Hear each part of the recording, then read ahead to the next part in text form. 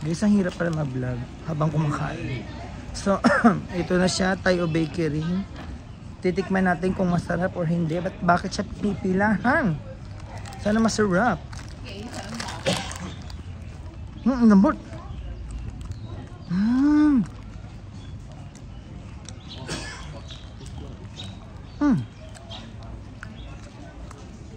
Hindi ko siya ma-explain.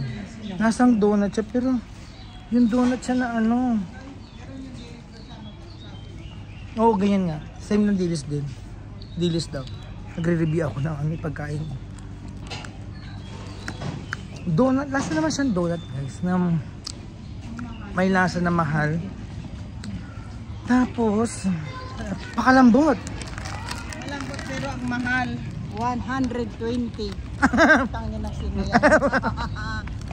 Huwag ko na yung convert sa ano. I-convert mo pa kasi mahal talaga pag kinonvert mo. Cannot afford.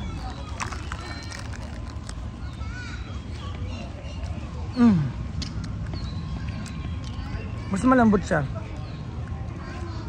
Hindi siya yung donut na siksik.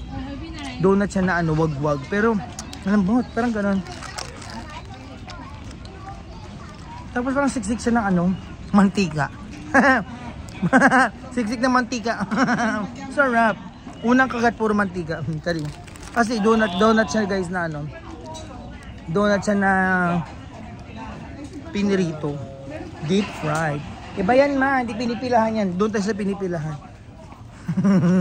Pag pinilahan, ibig sabihin masarap. Pag hindi pinilahan, hindi masarap. Maniwala ka na sa mga ano, Chinese na yan. Pag pinilahan nila, masarap. Pag hindi nila pinilahan, nga. So, yun na. Tayo baker din, natikman din kita. Boy.